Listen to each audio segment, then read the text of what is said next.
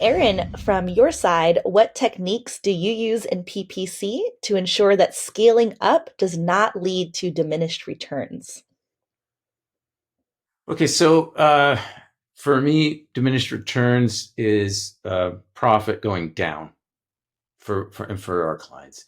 So we are continuously monitoring profit at the detail level, down to the keyword. Sometimes we have up to millions of keywords to ads, campaigns, and the whole account as a whole.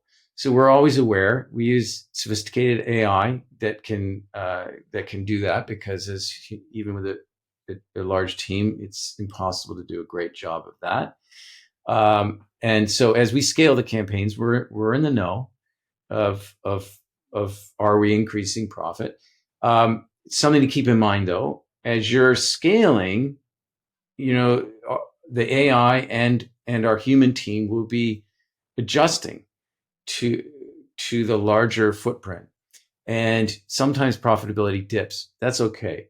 The AI system needs to learn. Our team needs to learn and adjust and fine tune to the new landscape. And once things settle down, they start to understand how to create profit on the AI side. Same with on the human side as we work with the AI and your materials, your marketing materials.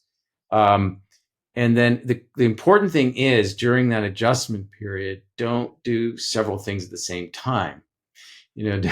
Don't launch an ad test and a landing page test and increase your spends and even adjust your approach to bidding.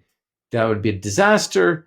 You wouldn't know, is this dip a typical adjustment dip that's going to take us higher in the end, or is it caused by some of the other changes we made? And you might as well go back and to baseline and start all over again, because you won't know what did what. So, and I want to tag on there, Aaron, that Tracy's question is really important, because a lot of folks in the PPC space don't even think or talk about diminished returns when scaling. Like, even asking the question, it represents the fact that Aaron's team is thinking about, okay, how do we create max profitability, not just leads, right? And at what point do our leads or profitability, like every keyword, at what point does it start to become less profitable, right? Mm-hmm.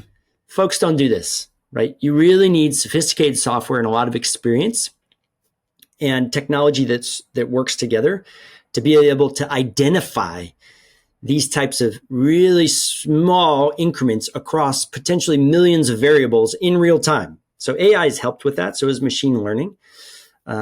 But it's awesome. Like, you can scale, but scaling doesn't always mean more profit, right? So what we focus on as a team is enabling companies and our client organizations to scale profitably, right?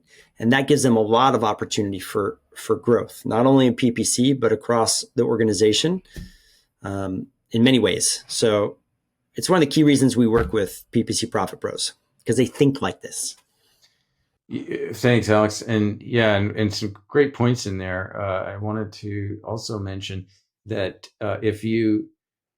part of profit growth is scaling and growing.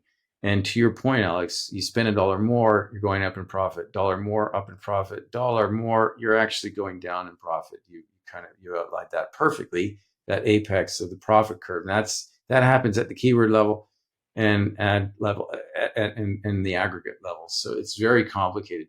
The other way to maximize profit isn't through scaling to larger geographies or whatever it might be, or higher spends. It can be isolating the keywords that are actually leading to possibly to leads, but not to sales and revenue and profit.